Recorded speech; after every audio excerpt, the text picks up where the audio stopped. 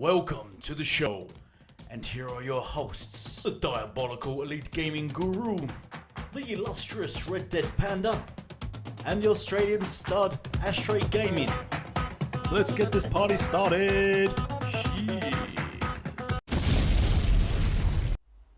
And we're live, I think. Oh, do I have to adjust something on this? What? You have to adjust, if you like to adjust. Good morning, everybody. If we are live, We're just We're waiting live. for That's what Rick she to said. I adjust just didn't herself. know why the YouTube video size changed. Fixed. All done. Guys, we're live. all good. Yeah. You finished Cool. talking? Yeah. Okay, so here we are for another episode. Of the game No is wonder no one finished. watches this show. I know, Elite, come on. What? I'm just saying we're here for another episode of the game. This isn't Podcast. ASMR. Episode 87. It's Thank gonna you be- everyone for joining us. It's gonna be a messy one because Elite is trashed. Yeah, I'm trash actually. To be honest, it's my leaving do today, and my leaving do is right here, right now. Now I've been for my leaving drink, and I've had a few drinks. Just I've a had few. more than two. I can tell you that. Yeah. So, yeah. Subtitles at the bottom of the screen if you guys need it. Yeah. but welcome to Closed welcome to the caption. Git forecast. Podcast. Episode 87, and we've got a bunch of great topics to follow up. We've got a special guest. We did have J Rock, but he's pulled out. That's what she just said. Stuff. Yeah. Oh, no, that's disgusting. You're stealing my jokes, Red. We're not that kind of If you channel. weren't gonna sorry. say it right away, were you? The J's pulled out, unfortunately. But we've got what's his face? Jedi something. What's his name? Jedi Knight Peter. Peter! Who Sorry, always Jedi. would always go down Looking goat forward to it. path with Apologise. me. He's a Jedor Knight. Peter. The force is strong Welcome, with this Jedi one. Knight. Yeah, Good Jay's night, got to Peter. work, unfortunately, usually on Friday nights. So, yeah, look, I mean, I know you're downgrading from Jay, but I will try and do my best. It's more like a sideways move, not really a downgrade. I mean, the downgrade we is had- having a we lead had on a- the show, so yeah. We had a lot of options before Jedi. A lot of options, like a lot, like loads. way to make him feel wanted. Wanted, yeah.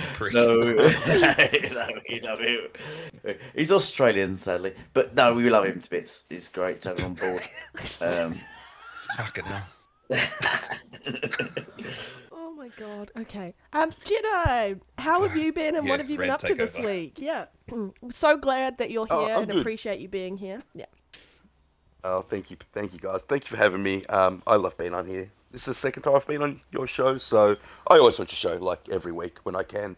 It's just before my podcast, so you guys can tell me all the news, and then I don't need to study for what I need to do for my podcast. I love it. Lovely. I've been playing a lot of Fortnite. I'm addicted to that game, and a little bit of Dead Space. But yeah, looking forward to this. Is that the Dead Space remake, yeah? Yeah, Dead new Space one? remake. Yeah, I'm loving Yeah, it, what are mate. your- It's what are your beautiful. thoughts on Everything about that, I love it. Yeah, I've only got up to chapter 3, but it's 10 out of 10 for me so far. I love the Dead Wow. Space universe. I was- Isaac Clarke is an awesome character. The only thing I don't really like is his fully voiced now. I don't think that they needed to do that. I get why they did it, but I kind of felt like you could have been Isaac back in the day, and they've kind of changed that up. But apart from that, I love everything about it. The graphics are amazing. The sound design's excellent. They've redesigned the ship to more actually fit what a ship would actually be like. There's the combat's fantastic. You can actually take the flesh off the necromorphs now, which tells you how long it's going to be before you can tear off their limbs. Yeah, amazing game. Really, really scary. Play it in a dark room with the sound really, really loud. Fantastic. Oh, I've Nice. heard a lot of good Nice. things Oh, about very that good. game. People who have said that they've taken it, made some improvements that were in Dead Space 2 and put them into the remake. So just overall, it's a lot better game than it was originally, and it was a great game back then as well. So yeah, I'm glad you're enjoying it. It's not something I'm going to play. I might watch Yeah, some well, people it still play stands through up it. today, doesn't it? The 360 version. Yeah. Yeah, is that like FPS boosted or something? I'm not sure. Uh, I think it's- they might have it's done running one of at those 60. upgrades. Yeah. Yeah, Yeah. I'm not sure if the old game. I actually don't know, mate. I haven't played Dead Space in 10 years, which is why I'm enjoying it so much. It's sort of coming back to me as I play it, but It's been so long since I've played it that it's all kind of new. Which And is you get awesome. another round of achievements, Nice. right, Pete? You do, yeah. Although you know me, Panda, I don't really achievement hunt. Nah, that's risk it on your show. That is risky. Yeah. Yeah, can I just jump in? Sorry. Yep. Because we've got Boba Fett in the chat. We've got Try in the chat. Welcome, Try. Hardball, hello. But we've got also Boba Fett in the chat, and it's his birthday. So are we going to sing Happy Birthday? It was his birthday yesterday. Yesterday, So, yeah. no. Yeah, but we're not going to You can do it. You can do it all you want. You just have to say his name very specifically, how he likes it. Okay, I'll do it just for you. This song goes out to Boba Fett. Boba. We done? Yeah, I'm dead. I'm done. We can end the show now, fuck. Boba. He said your name right This is there. my last show, guys. He loves it. Yeah, This is over me, yeah.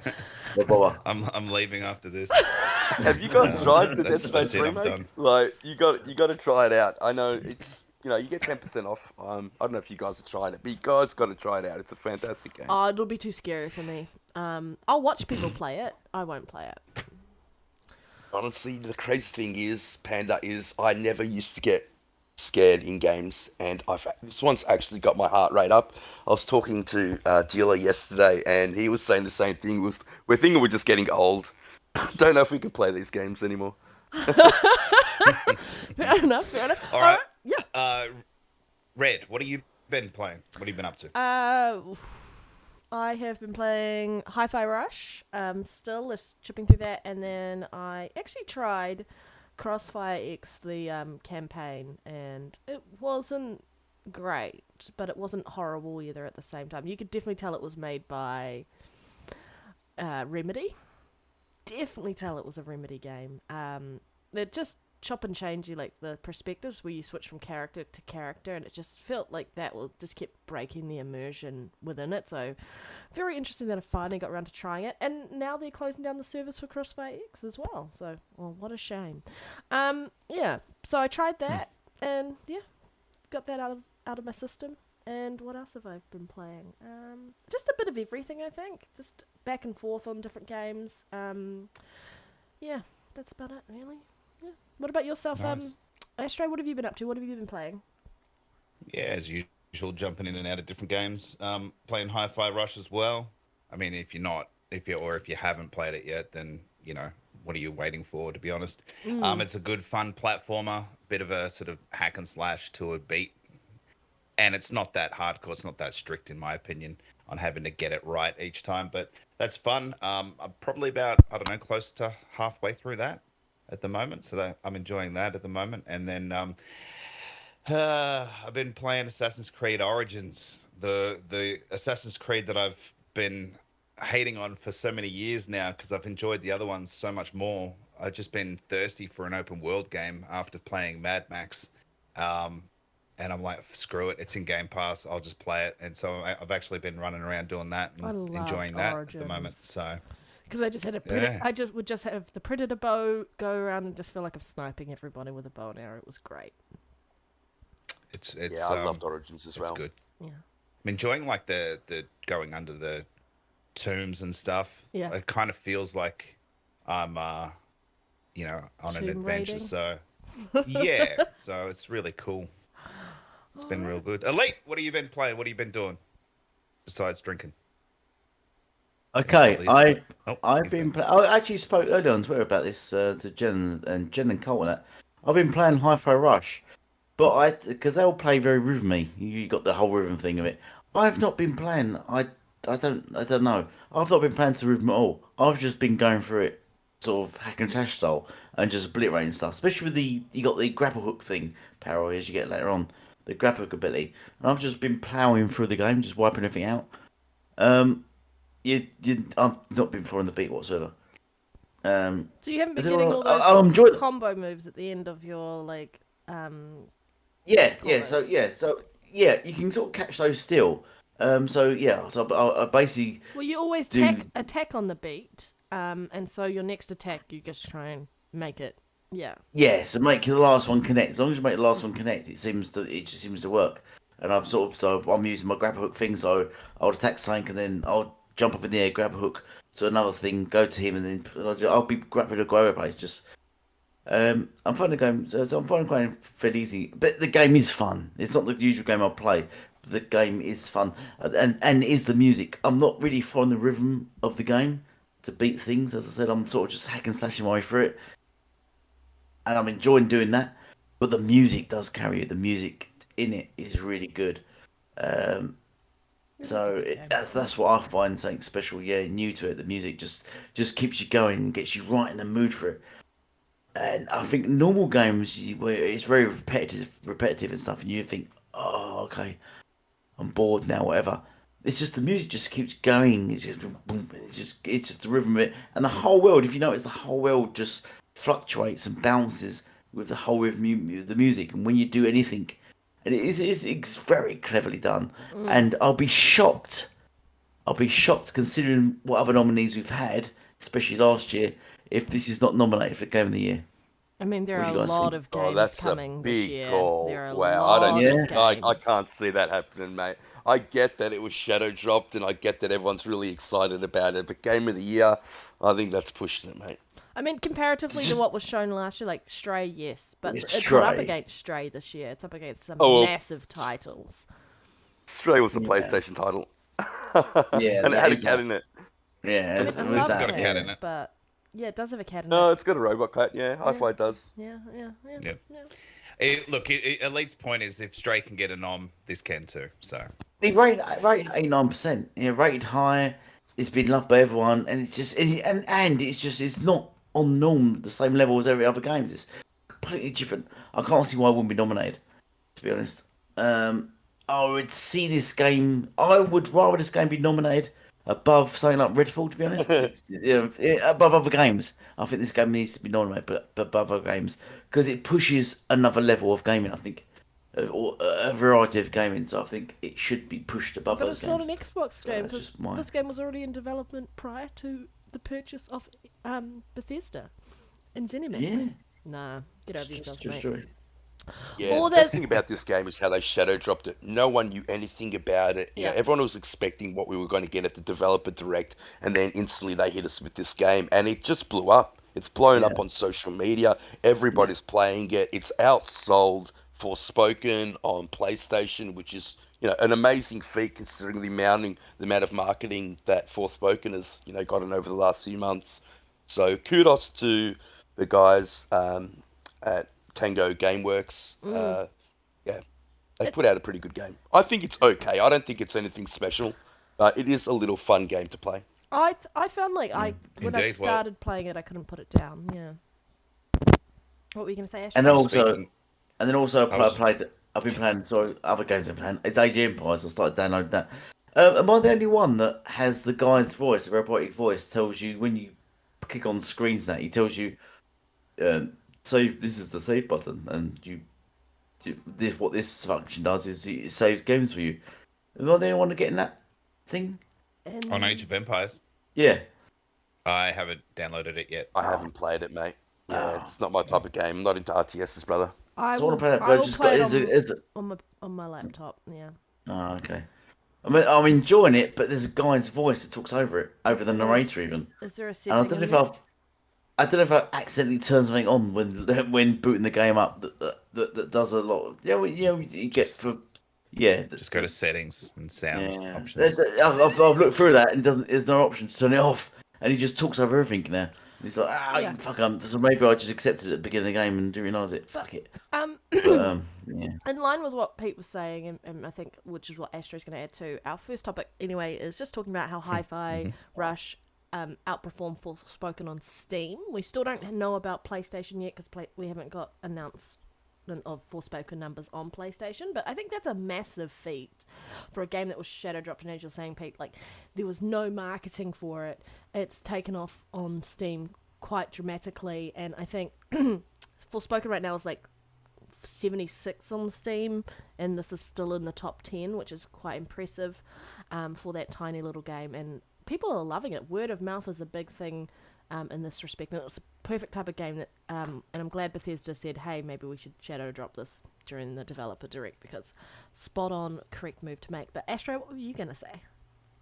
I was just gonna bring it to the attention and start the topics off, basically. So you've done that for me, so I don't need to do it anymore. But look, it's only one metric. It's not everything. It doesn't even include different versions of Forspoken.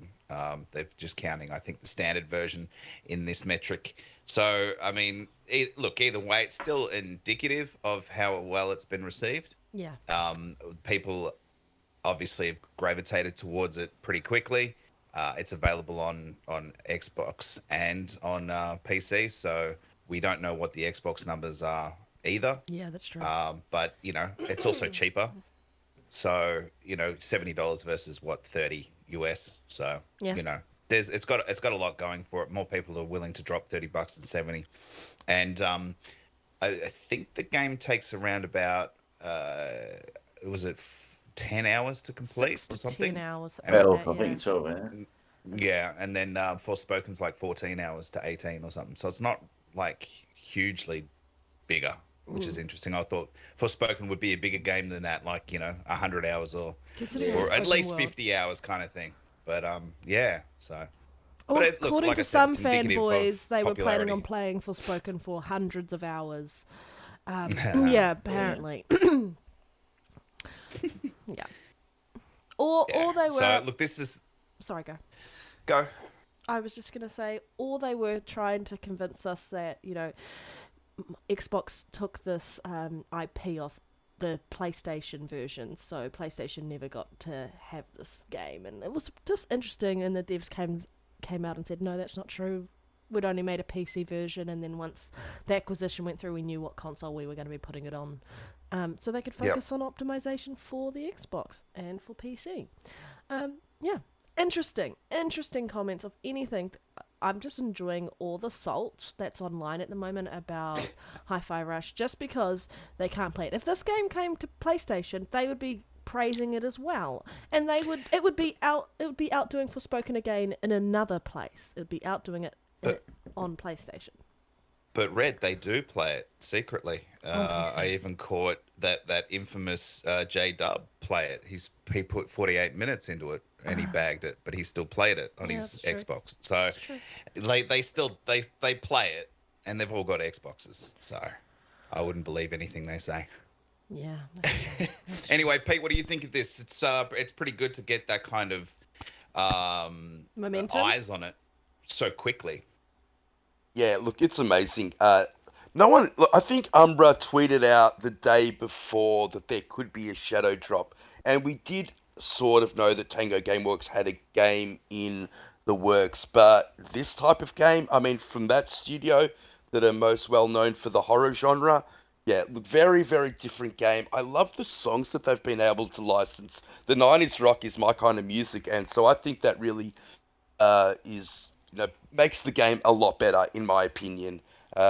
Like I said, I think the game's just okay. I think that the reason why it's blown up so much is because it was shadow dropped. In saying all of that, to beat Forspoken, which I still get ads on pretty much every time I turn on YouTube, it's an amazing feat.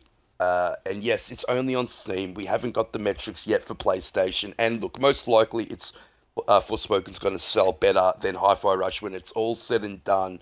But I don't see this game as having a massive budget, and I can see Forspoken having a much bigger one. So, yeah, I think it's done very, very well. I think Microsoft will be very happy. And Phil Spencer alluded to as much when he had the IGN interview. I mean, Yeah. the art style is beautiful, the animation is beautiful, and for those downplaying the art style, going, it's a cartoony game, and the only cartoony games we want to play are, oh my god, it's just the salt's been insane. But yeah, it's very, very impressive what this game has done. Yes, it's done by Tango Gameworks, and people keep saying it's an indie game. I guess in context, in comparison to other indie games that launched, I see why they're making that comparison, but it's not an indie studio, so it's not an indie game. No, I look at it more like what Obsidian did with Grounded. Yeah. So a smaller team at Tango, but still very talented. And there's nothing wrong with the art style. It suits the game. It suits the gameplay. It reminds me of Jet Set Radio. I think that's what they were going for. I think Phil Spencer also said that They were disappointed that they couldn't get Jet Set Radio to work in backwards compatibility. So, this is the Good perfect consolation replacement. prize, yeah. It would be great if they just carried on this as a new IP. It'd be fantastic. Let's just snap this up. And this is a new Xbox franchise. That'd be great, wouldn't it? You never know. Yeah. It's possible. I love this because when I was playing it, I think this would be great. Can you picture if this was co-op and you had a co-op character, and then and you play for the game, and you have to not only play the game in rhythm, but you have to also sync your rhythm, you and the other player, just to make sort of music together. The two of you sort of link sort of rhythms together. I think that'd make it a bit more exciting. That would be difficult. It would be difficult. That's what I mean. Rather than have a difficult level, that would be the difficulty. That you have to link your music together. When you're fighting, you have to try to link and fight together and link your music together. I think that would be great. And that would be the difficulty level of it. You know what I mean? Rather than I always wanted Tango. I always wanted Tango to make another Evil Within. I still really like that franchise. I think it's an excellent horror franchise. I don't want it to fall by the wayside, but by the looks of everything, we're not going to get another one. Never say never. Yeah. You can always squeeze them in between projects. They might. Especially now owned by Microsoft, you could just throw them in, can't you? They might allow the IP to sit on ice for a while, build hype, and then announce Evil Within 3. You never know. You never know. No, that's right. Well, interesting enough, Xbox is finally beating PlayStation, but only in one way. I don't know if you guys heard about this during the start of the week, but the metric of monthly active users for Xbox ecosystem is at 120 million subscribers. That's a lot of people. It is, isn't it? So that's obviously across Game Pass and Xbox Live. So you have to have Xbox Live, I think, for Game Pass to really work anyway. Yeah. Correct me if I'm wrong. So it's all encumbered, and I think that would have to include people that it's essentially anyone that has an Xbox account, really, right? Yeah. So if you're playing on PC, if you're playing on tablet, if you're playing on, I think even Nintendo, because you through Minecraft. Even games that are released on Steam, Ash. Yep. So they don't actually have. Yeah. The ones that are and that's Game Pass, yeah. So that's not bad. Well, I think PlayStation's monthly active users was 114. I think it was 104, something like that, mate. 4? Yeah. It was around there. I think it was. And that's across two platforms, technically, PlayStation and PC as well, I would think. Because they've got games on PC now. So yeah, that's right. Yeah. Yeah. So I mean, although theirs is a closed ecosystem. True. But anyway, what are you guys' thoughts on this? Do you think it's a big deal, or Xbox is on their way to their 3 billion players? Phil Spencer did say to judge us on our, the numbers of people that are engaged. So if you judge them the way they like to be judged, it's a massive deal. It really, really is. And it shows that the whole platform that they're building upon, linking PC, mobile, Xbox all into one ecosystem. The reason why they redesigned the tools so it's easier to develop for, all their games to fit on that, on that one broader ecosystem, then yes, it is a very, very big deal. And even Satya Nadella brought it up in the earnings. So if Satya is bringing it up in earnings to investors, I think it is a big deal. Look, it's far from where they want to be, but it is growing. It's been growing exponentially. If you see where they were, just a couple of years ago, I think they were at 60 million. It's doubled since then. So all signs point to them being where they need to be, which is fantastic because Game Pass needs to make money. I don't want Game Pass to go anywhere. I love it. I love day and date. And this just allows us to get, those day and date games, those big titles like Starfield dropping into Game Pass. So the more growth, the better. We haven't really seen the impact of the Samsung TVs yet and Game Pass launching on them. We haven't really seen the impact of the mobile market yet. Although the app is there, it's not very user friendly. We need more content. the Activision acquisition will have a lot to do with that. I know Roundhouse Games is predominantly a mobile developer as well, so we'll see if they can get a big title in there as well to boost up that mobile market. I think that's where most of the growth can come from. If you ask me personally, I don't think the growth can really come from consoles that much anymore. There's a little bit left in the PC market, I would dare say. If games like Diablo hit really well, then they're definitely more PC centric. Games like Starfield, which has a massive following on PC, but I think it's really good news. Yeah, I totally agree with what you said. We haven't seen anything from the TVs, the mobiles, the PC. You're exactly right. That's really where their growth is most likely come from more than anything else. What I think people sort of gloss over though is this is monthly active users. So I mean that tells me that there's even more than 120 million accounts out there. It's probably double that, but this is active users. So that's good that people 120 million people are actively logging in and playing something or searching through the store or in some way engaged with the Xbox ecosystem. So, Red, Elite, what do you Elite's reckon? muted. Yeah, Oh, what you go want? Elite, you start. Um, What you want? I was having a nice little nap then. Um, yeah. Uh, ah, right. So, Fuck. yeah, where was we? Oh, seriously. So, We're talking about monthly active users yeah, I for was miles away. Xbox. Yeah, Yeah. yeah. Because Jim Ryan himself said, yeah, I was miles away. Jim Ryan himself said that he's more focused on active users because that's sort of where your sort of, I think, shareholders possibly. I don't know. Yes, where your account is. They want to register how many people actually playing your games and actually are sort of registering into your console, and for 120 million, that's a lot of people. And considering when they was comparing when they was comparing Game Pass, wasn't they, with the PS Now subscription? Remember when it first came out, and they was combining PS Now and PS Plus, weren't they, into one, and saying, oh, it far trumps the Game Pass subscription, which was only 25 million. But this is the ultimate. This is, yeah, okay. Let's combine all the subscription services of both sides or whatever, and yeah, 120 million is far trumping PlayStation. Um, yeah, so active user account is always important because people try to downplay it, but that's what all subscription services are based on now. Disney, your Netflix, your HBO, they're all based on this same statistic, and they engagement is the priority. You get people watching your show, playing your games. They're going to spend money once they're in, once they're invested. They're going to spend money, and the sort of difference in between this and sort of movies and your movie channels and stuff, and your Netflix and that, is that people are not going to buy.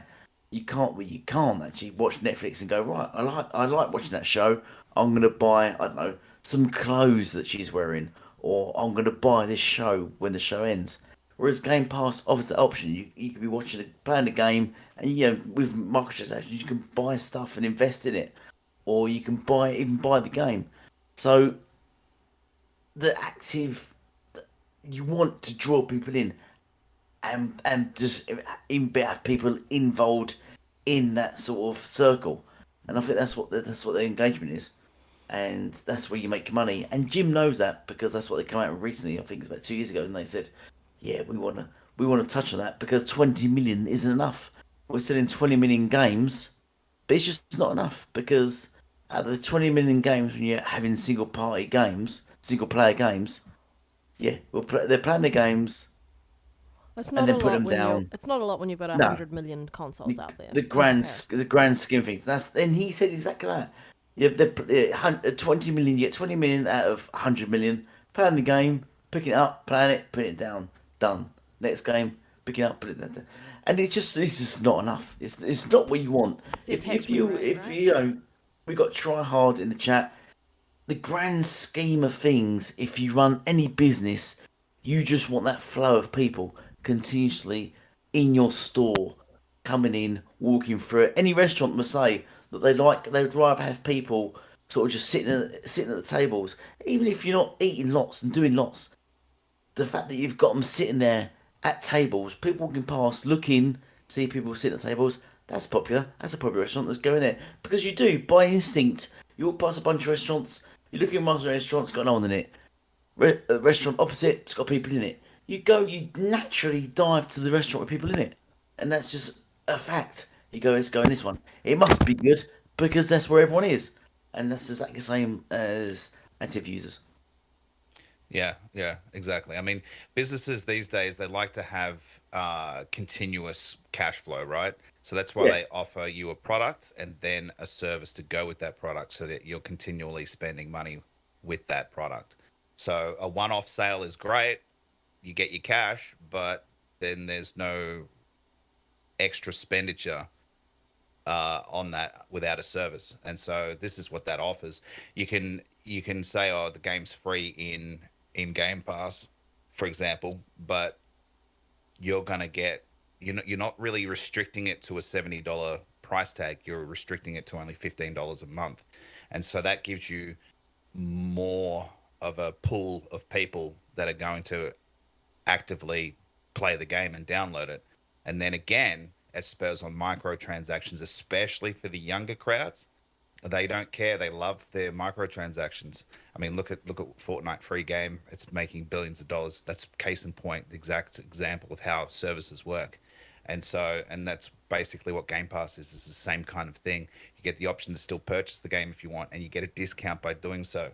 You can buy microtransactions. It can suggest other games for you to buy, which I've done, and gone, yeah, actually, that's cool. I'll get that game.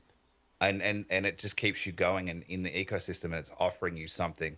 So you stay there and you keep buying things. And that's really what it comes down to. That's why it's products and services, not just products. So they're on a winner. I hate the ads, mate. I hate the ads. I'll ask you guys this, just like to throw a spanner in the works and maybe play devil's advocate a little bit. So there was, in the article I was reading, there was one big question that happened. So between June 2019 and in a 3-month period, the monthly active users skyrocketed from 25 million, went from 65 million to 90 million. Do you think that they changed their metric, how they were actually counting them? And do you think, and because that is a question, do you think these numbers are projected higher than they actually are? I think with Microsoft, they've got to project. They've got to give the public and their what do you call it? I don't know. Shareholders? Yeah, that's it. Fuck, shareholders the correct numbers, because it's a publicly listed company. They can't fake them. Well, I mean, they probably could fudge them. They can't fake them, but they can change the metric at which they're added. Like that's a big jump in a 3-month period. Wait, you're saying 2019 or 2020? 2019. So it says, sadly, there's one big question that we have. What happened in June 2019 to spike Xbox Live monthly active users by 25 million in just a 3-month period? Xbox MUI monthly active users went up from 65 million in June 2019 to 19 million in September 2019, and that's still a mystery. And that's before COVID hit, so maybe it could have been COVID, but I think that's pre-COVID, so I'm guessing they changed the metric in some way, shape, or form. They possibly changed it to actually reflect every channel that they actually get monthly active users through, so to actually make it fair, because they're not just on console anymore, they're on PC. And they've got probably people accessing it via the mobile and through cloud and so on and so forth. But I mean, it makes it fair that over time your metrics would evolve in line with what you're actually doing. So they probably had an outdated metric and they needed to update it to reflect how people are engaging in the ecosystem. So that makes sense of why that probably increased so much. And it's not, in my opinion, a massive thing, and for people to try and look at it and go, oh, there's nefarious things going on.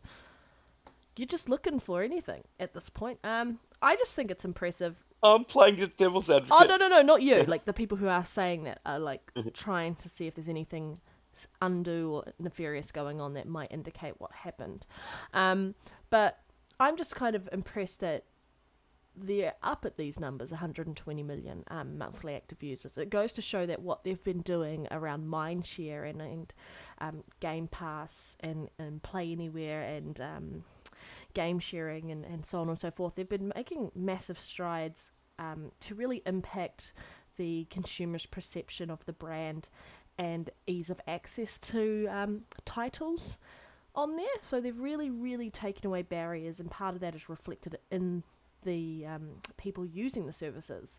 Their games are coming, so I expect this to jump again, and this is without all the massive titles coming from Xbox, and that'll change again. But it's impressive. I think for them to get higher than PlayStation just goes to show that them spreading themselves out into more markets where gamers have access to titles that they may not have access to before, when they were stuck in a closed or gated ecosystem, just goes to show that they're making the right moves there, and it's kind of what they're intending to do, and this is just that first step. I think you're right, we're kind of reaching a plateau with console gamers, and eventually we'll reach a plateau with PC gamers, but hopefully, even if they can just get it through people accessing it via their TV or via their phone or something, they might pull more people into actual PC or console if they want a better streamlined experience with less lag, or who knows.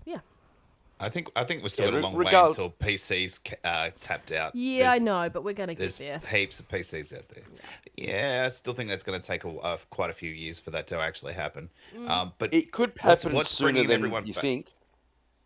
You reckon One big there's game could do it. Yeah, one big game could do it. But I agree with you, Ash. I really think it's a long-term strategy that Microsoft is trying for it at this point in time.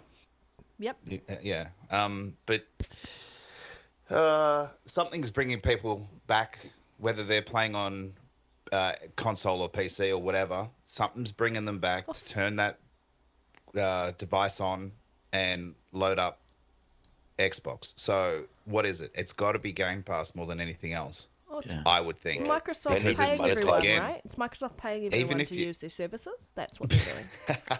They're paying us Yeah, off, guys. because of the Microsoft points. Yeah. But you're right. Once you get into that habit of just logging on, eventually you will monetize. It'll monetize itself. I think Elite pointed to that when he said, the restaurant analogy.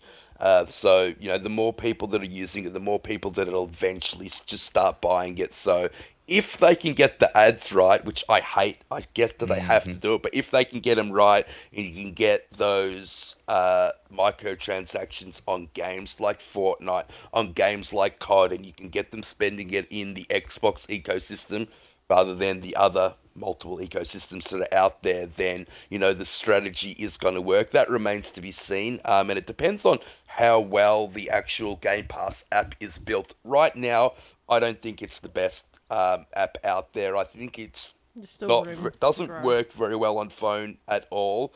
I haven't really had too much play on it on PC, but I think that they need to bridge the gap between how it works on your console and how it works onto PC. I think it needs to be more user-friendly, easier to access, easier to get into the store and buy microtransactions. Yeah, unify the whole thing. I don't like that I can't purchase games and things for people overseas. I can only purchase them for people in my own region. I've got a big problem with that. But there are definitely things that they need to work on. Yeah, totally. I mean, Red and I went through that last year, didn't we? Yep. Fuck. Yep. Something so simple was so difficult, but anyway, we got there in the end. We did get but there. But they do. In the They end, need to open that up, don't they? Yeah. Because we've all got friends in other countries. I don't think Elite has any friends, but I'm sure he'll find somebody that likes him. I've got 2 friends. Do we know any of them? No, it's his left hand, right hand. Oh, that makes sense. Because I need 2 hands. Boy. Anyway, Yeah, talking one about hand E3. for that, while the other hand to choke yourself. Oh, that's disgusting. Sorry. I'm like that fella for NXS. Red, I love it. Yeah, sorry. Just being ruthless 2 weeks in I a row. didn't expect that. That one got me, Panda. That was That's beautiful. disgusting. Oh man. That's rude. Rude. Instead of- You're watching the I said, Gamers what's- Initiative podcast, guys. Hit that like and Welcome to subscribe the button. Share it Yeah. out. Where else are you going to hear that? Yeah. Hit that 8 rated button. The podcast is Bored. broken now. What was that topic? I think Elite was actually trying to head into it. Hit yeah? into a Yeah. new topic. Yeah, Let's start us off cut on a me new off. topic. Other than talk about the lead singer of NXS, I was going to go into no. E3. Xbox. Yeah. Have you heard about E3? E3? Or E3. E3. Yeah. What did I say? E3. No, not free. 3. 3. Yeah, free. You keep E3. saying it's free. Bloody, you bloody oldies. E3. Xbox, Nintendo, and Sony won't be part of E3 2023. Oh god. Going by IGN. So what do you guys think of that? I mean, it's sad, isn't it? Really? Because I know why you won't miss E3? You don't care? You piece of shit. Why? So, I mean, I'm very much in the my mind is in this state right now. Jeff Sony Keighley said like, we don't need shows like this. I don't believe in shows like this. We need to do better than this. Only to then fucking produce his own show 2 months after E3. He's got his own game show, isn't he? And then do the Game of Year awards thingy. So I think it's sad if we lose E3 because E3 was the pinnacle and the thing everyone goes to is what's the gaming show. And I think if everyone starts putting out that, I think it'd be just a bit upsetting. I think really. So especially if you all give in to the Jeff show. So because it was what he wanted a monopoly of the game shows and he's got it. I think it's quite sad if no one turns up to this and then going forward it just ends and then we just have I don't know just smaller shows. Really, what do you guys think? I think it's sad. Well, let's be honest. Xbox has been over at the Xbox Theatre for the last 3 years. Yeah, basically. So they've been sort of outside of that. PlayStation hasn't shown up for 3 years. Anyway, The games to show. PlayStation hasn't been a part of it, so there's no real change there. Nintendo don't have anything apparently to show, so they're not willing to spend millions of dollars just to have a showcase there when they could probably do a direct through the internet. It's still going to cost them a lot of money, but it'll be a lot cheaper. So, but as E3 as a whole, yeah, look, I haven't been able to go to it, so I'm not going to miss anything. Yeah. I've only ever watched the Xbox showcase anyway. I couldn't give a shit about anything else. But if they actually had an event there, I'd like to try and get there one day, but I don't think it's going to happen anymore. I think it's done. Companies have realized how expensive it is, probably too expensive anyway. CES at the set beginning up, of the year is its own thing, and I think that's probably more interesting than E3 at this point. Aside from the gaming part of it, when gaming was part of E3, E3 was the go-to. Because there were obviously other developers and stuff there as well, right? Yeah, because you would have, like, EA would show up, and you'd have, like, Bethesda do something there, Ubisoft would do something. So everyone was there. But I think, like, you're 100% right. Xbox, they've been doing their own show at the Microsoft studio, and they're going to do that again this year. So they don't need E3. They've got their own place that they can set up shop and do their own showcase with games, and even have FanFest there as well. Like, I want to go just for the Xbox show myself. Like, I would love to go over to the States to do that. Haven't been over to the States in probably, almost 20 years. We would have done that. It would smell out, wouldn't it? Almost 20 years I haven't been over to the States. Damn, that's a long time. Yeah, it's a shame it's always held in the States, though, yeah. Hey, it's fine. I think that's Microsoft's home, so that's where it's good to kind of have it there. That's where they started out. So, but Nintendo not being there, meh.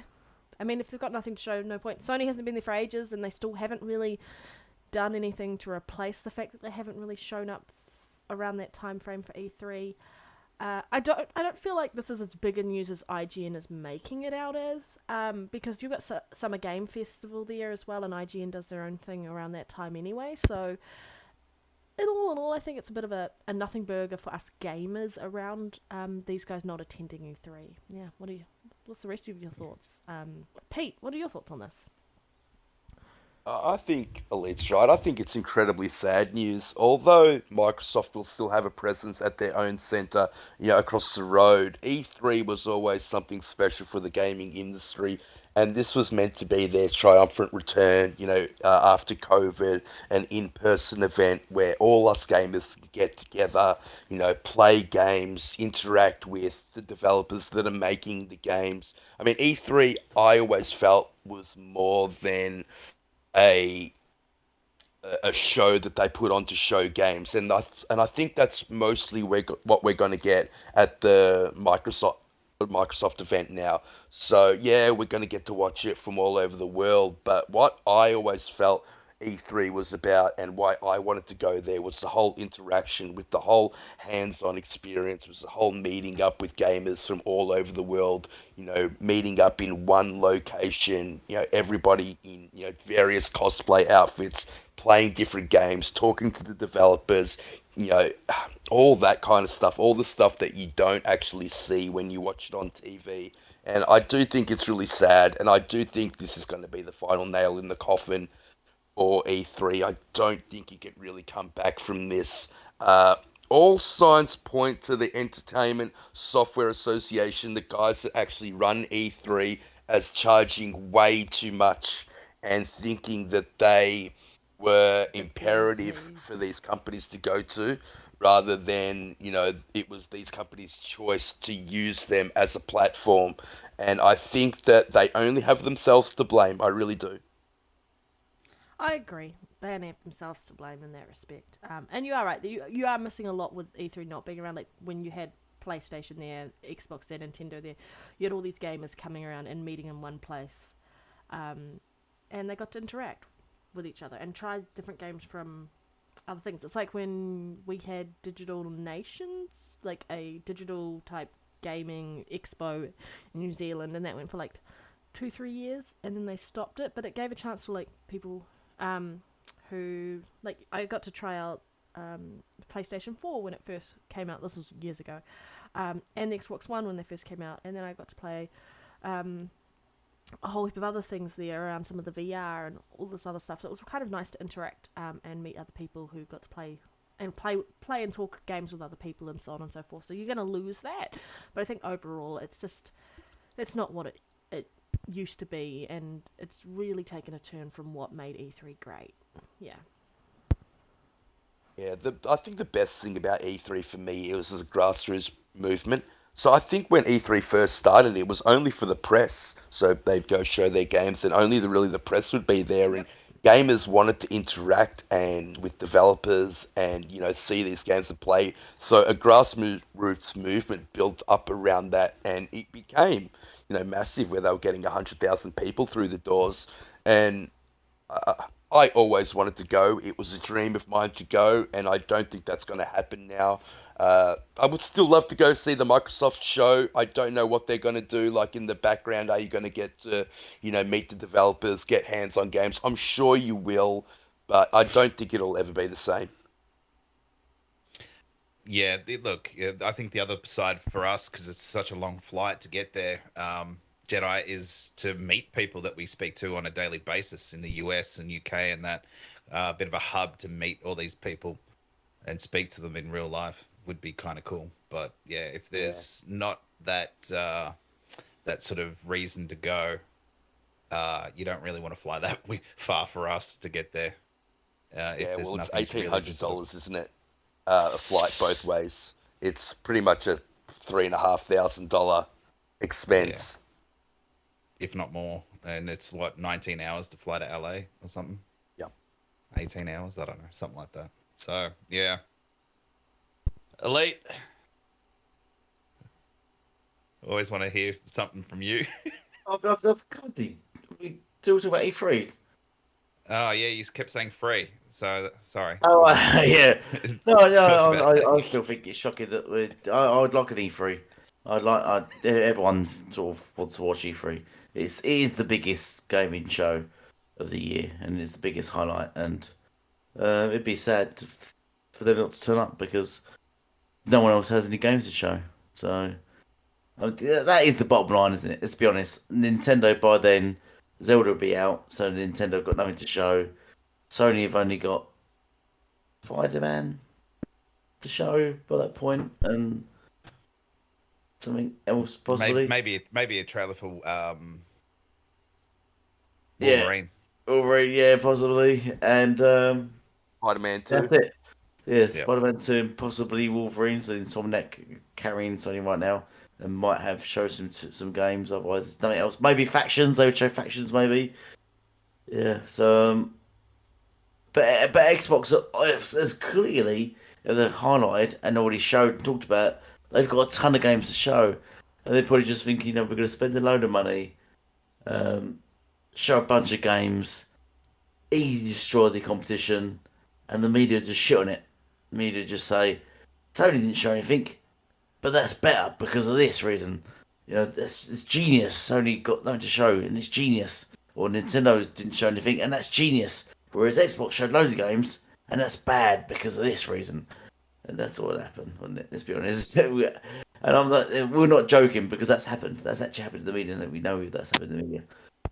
So yeah, they're probably thinking, we're going to throw a lot of money in it, show what we've already shown, show maybe some new games. He's not going to get us anywhere. I think going forward, we need to just be sort of show what we're doing, be more like on the hands, and just go right. This is what we're doing, and drop games and show games rather than just sort of compete with I don't know, two companies that are just not showing their hand. Really, you can't really compete with those kind of companies, really.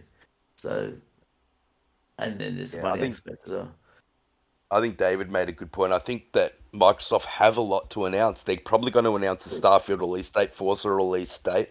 I think that they've got Hellblade to show. What if they show Avowed, something like Indiana Jones, and then on top of that, release the pricing and plans for Family Game Pass?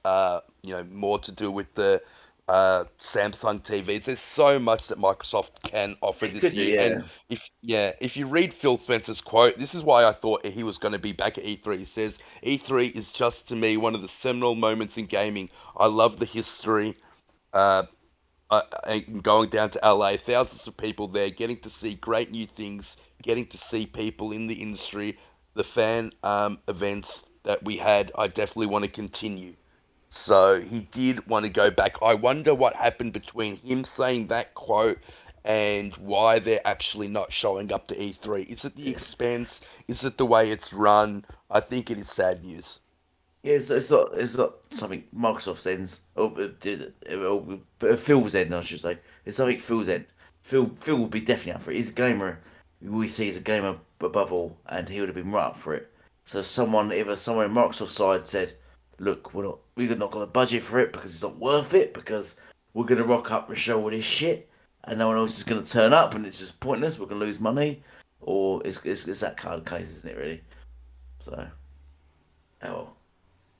It is what it is, isn't it? Yeah, I'd like to know a bit more around it because again, they're going to be at the Microsoft Theater or Xbox Theater across the road anyway, so they still kind of attach themselves to E3. So maybe that's why he was talking like that, even though they're sort of separate. So maybe they'll still have a stand for playable games or something. Yeah. It'll be interesting to find out exactly what happens. But while we're talking about Japan, I'm just going to say that the price. How about that for a crossover? Was that a really bad one? Yeah, because we didn't say anything about Japan. I know. Okay. That's why I just go with the. I just thought throw it in there, spanner in the works kind of thing. Sort of. Yeah, we're on the subject. Yeah, you see what I did there? I just thought I'll just throw it smoothly in there, and you just wouldn't notice. It was beautiful. I loved it, Yeah, mate. I did. Yeah. Anyway, you ruined my mojo there. I was Leave it, just leave it to the professionals. I was just in a flow there, and Astro just ruined it. But I mean, it's just retract what I said and go back to it. So while we were talking about Japan, the price of Xbox consoles have gone up in Japan, and what's this happened? And is that a big deal? Yes, it's a big deal that the price of anything goes up, but apparently the price of the console going up is to do with the is to reach the market, isn't it? The price of consoles and tech's gone up in Japan, and they're just sort of meeting that price, aren't they? Because apparently it's still cheaper than PlayStation 5, the Xbox, is what I've heard or read. Is that true? I don't know. I'll have a look now. See if I can find. Go on then. Okay, Um, we'll wait here. I'm not surprised. Yeah, I think so it's gone up by the equivalent of, I think it's 50,000 yen, the equivalent of $40. Yeah, I don't understand why they would raise the price in Japan. You know, out of all regions to raise the price, why would they do it in Japan? They're already, you know, not doing well in that market. And although they're doing much better than they have in previous years, the Series S console was actually selling incredibly well compared to the Xbox One.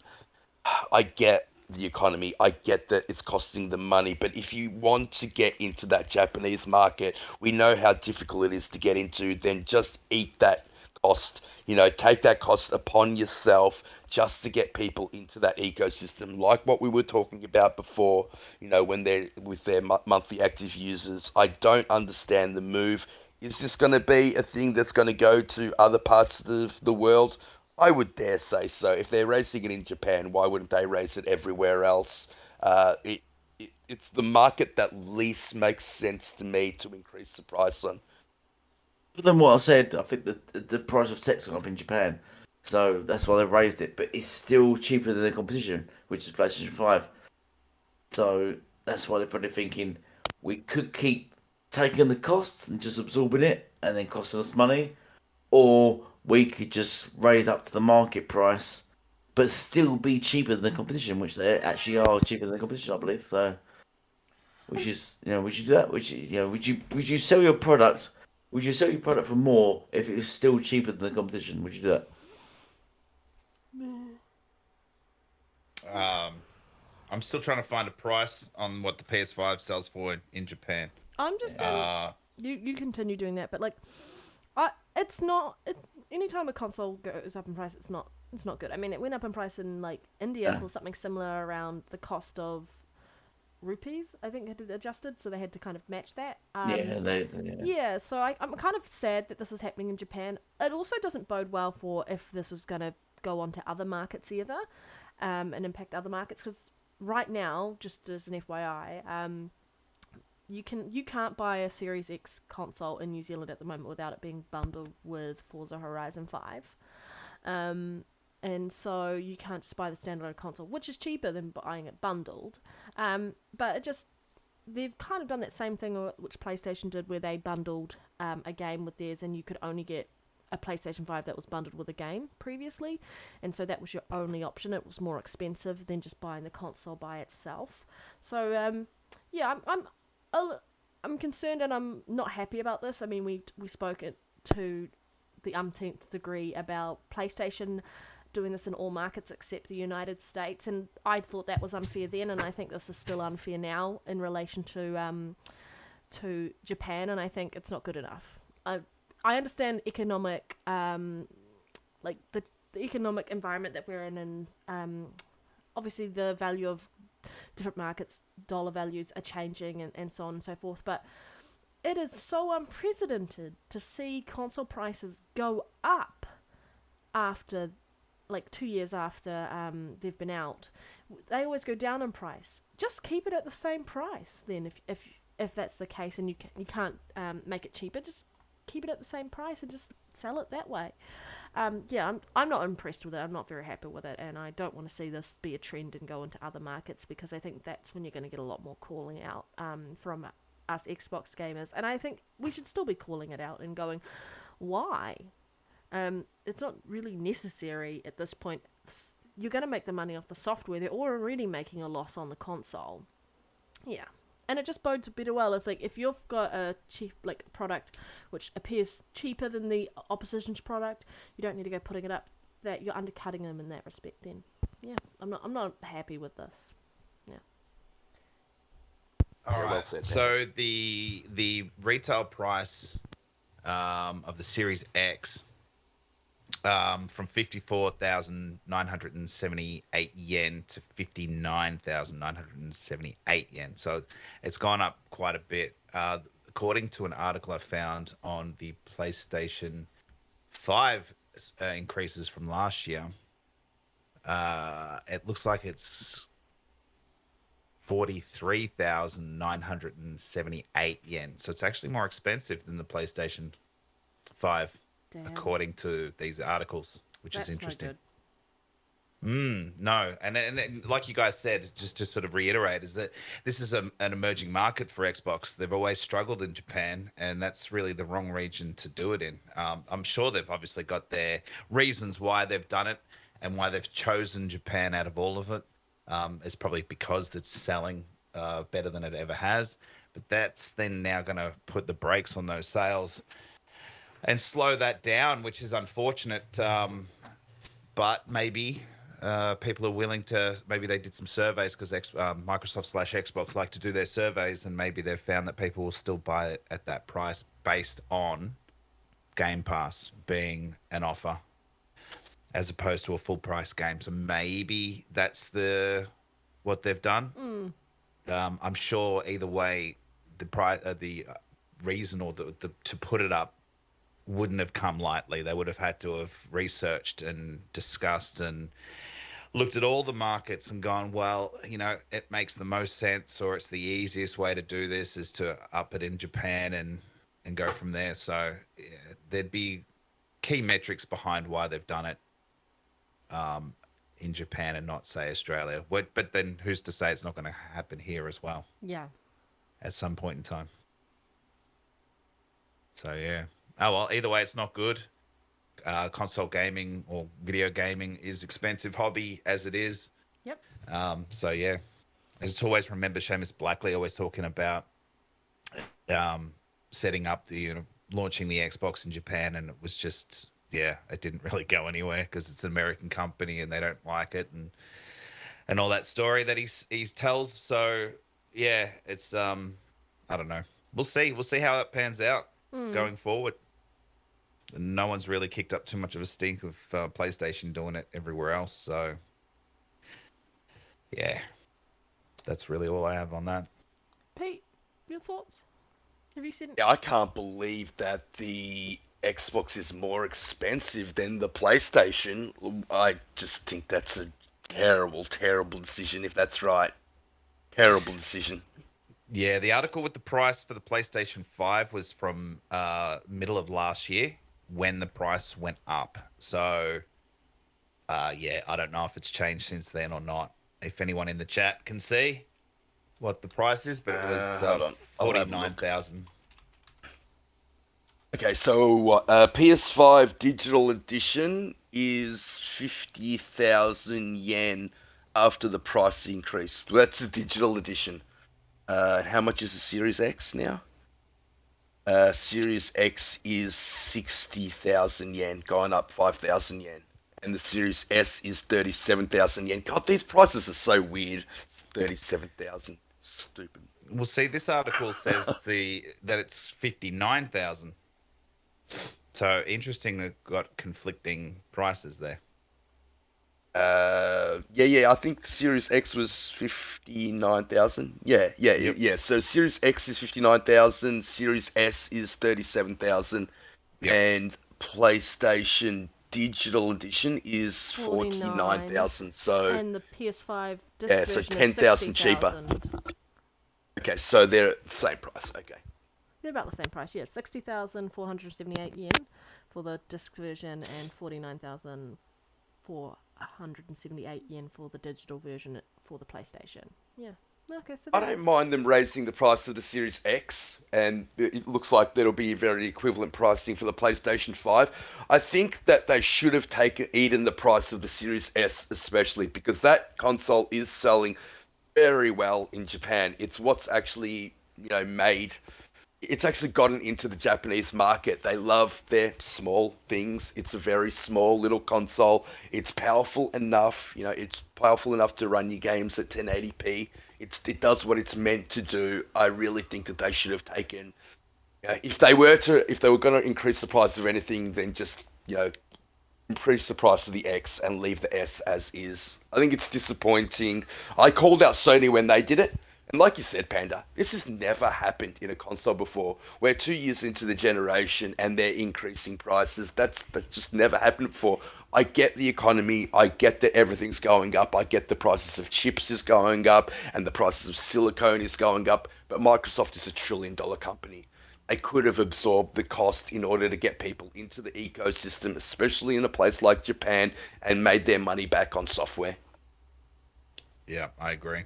Yep, I couldn't agree. I agree. I mean, look, even though Microsoft is a $1 trillion company, they don't want to keep losing money either. So I don't think this decision was made lightly. But yeah.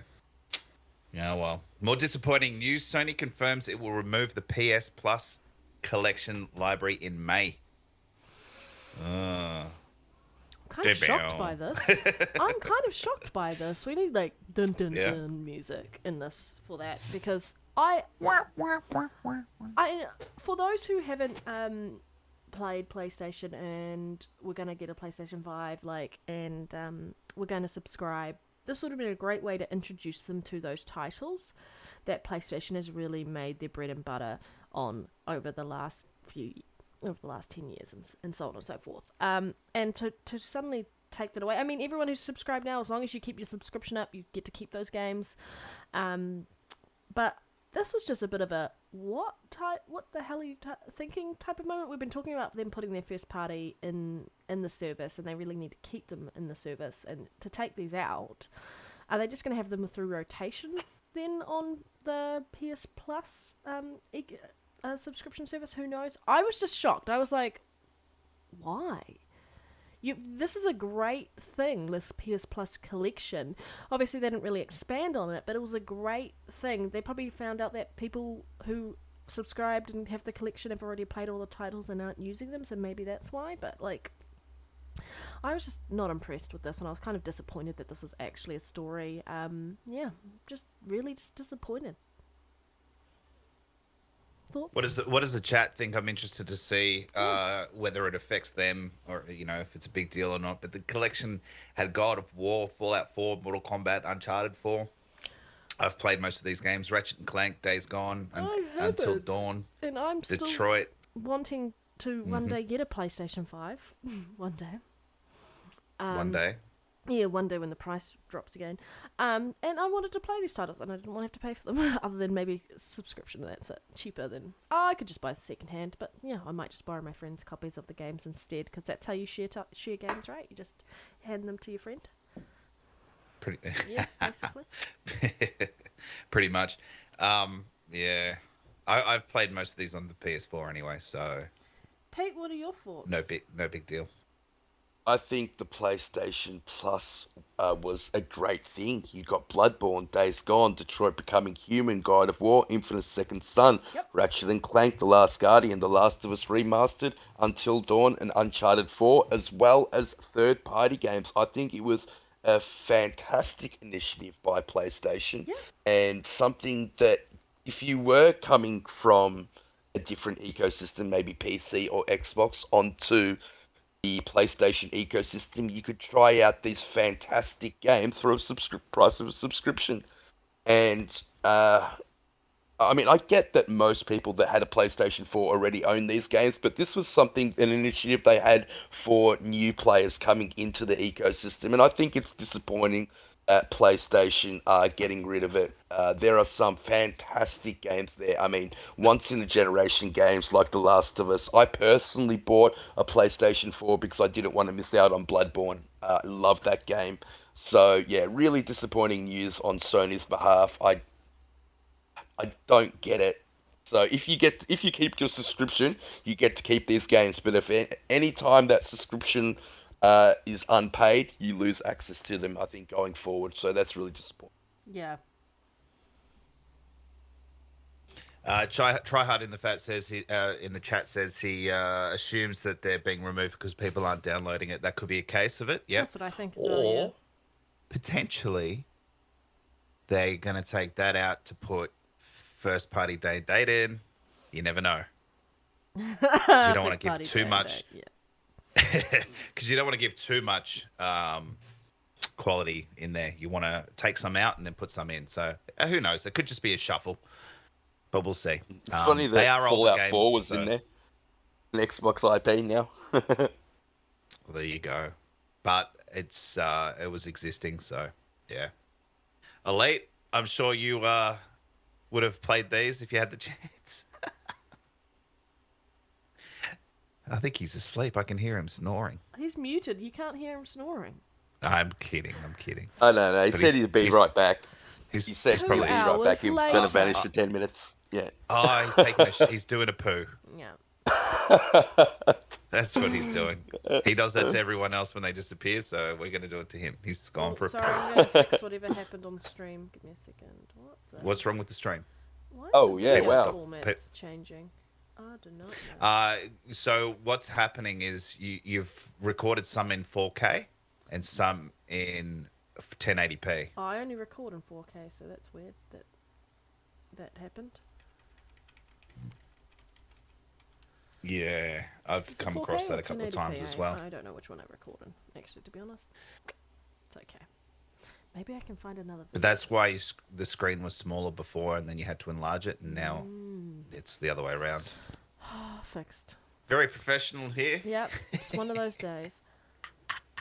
Hit that like and subscribe button, guys. Honestly, Tiny Tina's gameplay is just not happening today. Okay, can you change it? Yeah, I'll go in and change it. Yeah, just... Yeah, Tiny Tina's was good, but I don't think it was as good as Borderlands. I was hoping for better. Yeah. Fair enough. Fair enough. All the upgrades and stuff were too confusing for me. I couldn't be bothered trying to sit there and read all that bullshit. Yep. I just went by the colours. Yeah, that's pretty much what I did as well, mate. It just makes it easier. Oh yeah, purple, gold, whatever. It's kind of a good standard actually, having that colour system, because then you kind of know. Look, I'd still prefer to play Borderlands 3 over Tiny Tina's. Yeah, fair enough. That's fair. All right, what else have we got? Oh, he's back. You back? Yeah, back. Poo. Yeah, massive plop. Right, so just gonna go kill myself. What are we on? We on Sony confirms it will remove the PS Plus collection library in May. We've already spoken about that. Yes. So what's your take? I haven't got much of a take on it really. It's just that they're just removing a selection and a service off a service that you pay for, and they're not going to discount you at all for just removing some of that service. So it's a bit sort of. So weird. You don't think that maybe because people aren't downloading it, or do you think maybe they'll take it out and put something else in? No, they won't. They won't take it out and put anything else in. It's probably is because wasn't there a report recently that is dropped? PS Plus dropped in subscriptions. I'm pretty sure there was a report recently that they dropped. Yeah, I think it was 4%. Yeah, so people it's just not getting the attraction that Game Pass is. I can't think why. I can't put my finger on it why, but but it's just not getting the attraction that Game Pass is, and people just signing off from it and just can't be bothered really. So they're cutting the service on it, but keeping the price the same. Because why not? There's not much really to talk about really. It's kind of news, but not news. I think it'll become more bigger news going forward if they just start to reduce the service or take more services off a service that they already pay overly for. Yeah, there's so It's many tiers. That it's take a, into consideration. Yeah. yeah, it's a decline in a system that we already knew was a failure, really, wasn't it? Really, it's like it's like a car going down the road with a flat tire, and you saying you're gonna break down eventually, and then driving off in the distance, going, no, it'd be good. It's basically that, and then eventually you hear that they broke down, and you're like, yeah, okay, well done. So, yeah. All right, fair enough then. Well, Apex so Legends. we've still got the footage is all over the place.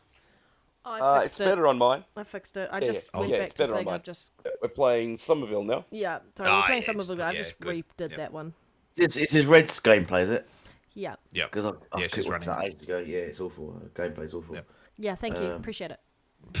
Yeah. You're terrible, man. Anyway, you guys are listening to the Gamers Initiative podcast with myself, AshtreyGaming, Elite Gaming Guru, Red Dead Panda, and our special guest, Jedi Knight Peter. We apologize for Elite, by the way. Yeah. No, that'd be me. Yeah. The good-looking one, as Red calls me. Oh, Right, so We gosh. haven't had any Don't proof activate of my this yet. gag reflex, please, Elite. I don't want to be vomiting live on the podcast, please.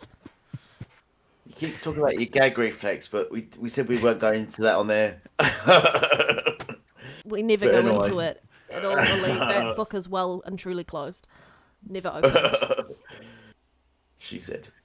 So, Ashtray, what were we going to say? I was just going to say, Next we've got topic? another topic if anyone's interested. Please? yeah, anyone in chat is interested in more topics? Please move us along. Let's move on, shall we? Unrevealed title set in Apex Legends / Titanfall universe reportedly scrapped by EA. We did hear about this a little while ago. Jedi, your thoughts, sir? Yeah. I heard it was Titanfall 3, and if that is the case, I'm going to be so sad. Please don't make it be Titanfall 3. Titanfall 2 was one of the best unplayed games of last generation. I love that game.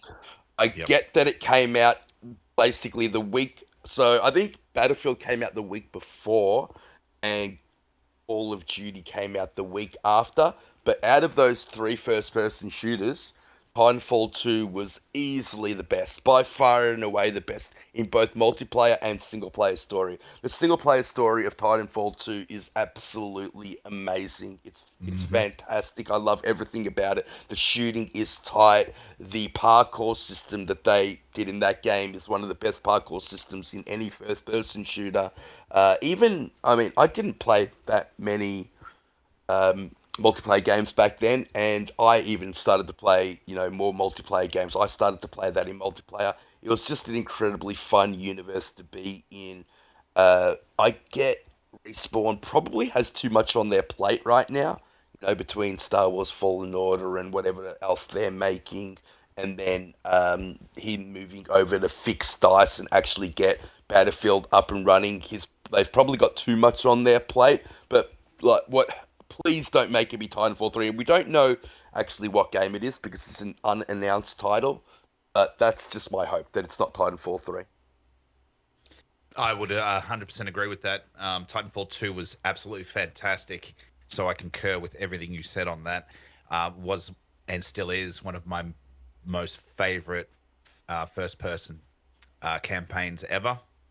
Played through it twice, or 2.5 times actually. Really, really enjoyed it.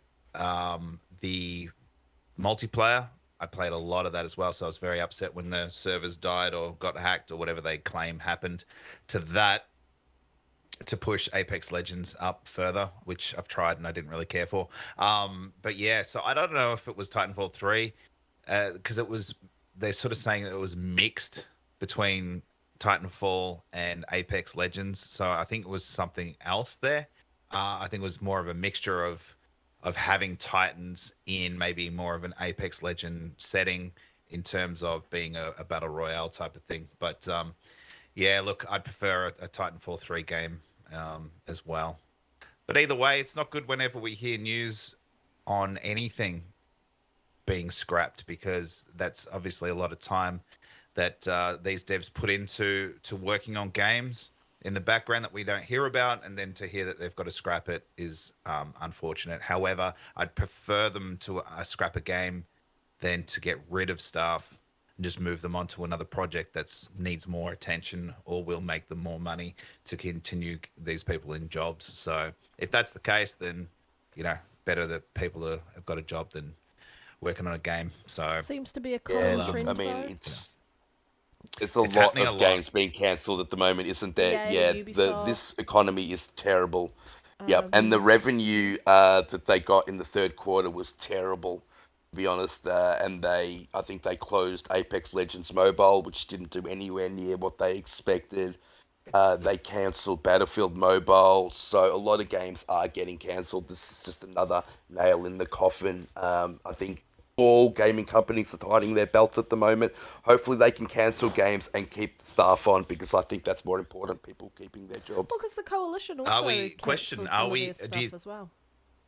Do you think we're going through another video game crash like we did in the 90s? Oh, you mean before Nintendo kind of changed everything for us? Yeah. I hope not. I wouldn't think so. I think the market is, and the upcoming recession is pushing a lot of this. Gaming grow exponentially during the COVID period. Everybody was home. They had nothing to do. They played games. I really hope not, Ash. But I mean, never. Can't say no. Can you? You just don't know. 80s crash, but yeah, I mean, look, it could happen. It really could. Sorry, Astray, continue. No, go. I don't think back then that the market was oversaturated with games that weren't actually should have never been video games in the first place, and anyone was trying to make them. And I feel like the market is very established. I also feel that a lot of this is coming from them trying to chase trends. A lot of it is trend chase. Oh my god, that's like a tongue twister for me. Trend chasing. Hard for me to say. Kind of as hard as it is for Elite to say 3, but yeah. Anyway, sorry, Elite. I feel like they're just having to reprioritize and focus on what they need to focus on, because who's asking for some of those mobile games? Real gamers aren't. I mean, it might be nice for people who only play mobile to experience them, but for the most part, they're established here, and I feel like they're just, I guess, going out too wide and too thin, and now they're having to pull back and really focus on the titles that they need to focus on, and just reprioritize and such. So it's sad to see that they're scrapping projects, and I really hope it wasn't Titanfall 3. But it also goes to show that, like, just because you're a big company that makes lots of money, I'll get my sentence right, makes lots of money doesn't mean that you are going to just make money off anything that you produce. You really have to be smart and actually look at what the market's doing and look at what gamers want and are after. Yeah, and I hope a lot of those titles that are being canned are just things that they realized aren't going to benefit them in the long term. Yeah. Can't sentence, yeah. I mean, big IPs like Apex Legend and Battlefield, I thought would have done well on mobile. The mobile market is very fickle, isn't it? Yeah. I mean, games like Candy Crush and Fruit Ninja just blow up, and games that I would have thought would have done well, like Battlefield and Apex, just get cancelled. I think it's very about fickle skill market. level, right? Because a lot of people who game on mobile, like, they look at those bigger titled games and they're like, oh, I have to be good at that to play it. Oh, I'll just stick to my stuff that I don't really have to think about, and I can just pick it up anytime I want, and you're not really obligated in that respect, whereas those other titles, you're probably more obligated to play them a lot, to be any good at them. Yeah, I mean, I was talking to Ganga, and he loves Call of Duty Mobile. He's got more time in Call of Duty Mobile than he does in Call of Duty on the console. I don't particularly game that way, but for people like him, there is a market out there. And he said that he spent quite a bit of money on it as well. And I think you're right, Panda. They're trying to chase trends, but they're pulling back now. They're tightening their belts. They're going back to their core audience. And, us as gamers will support them. We're still going to be buying our Battlefields, and we're still, well, apart from Battlefield 2042, which was a terrible game, we're still like there's still a lot of people playing Apex Legends and spending microtransactions You in can that. you Uh, can really Jedi Survivor, I'm so looking forward to.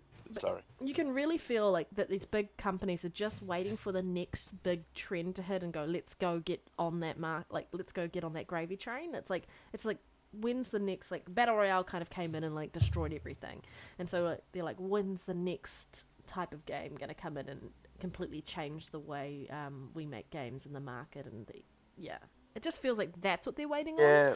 on. And Will there be a next big trend, but yeah, I mean, there will EA, be. I think have done incredibly well going back to single player games. Yep. Like Jedi's Fallen Order, amazing game.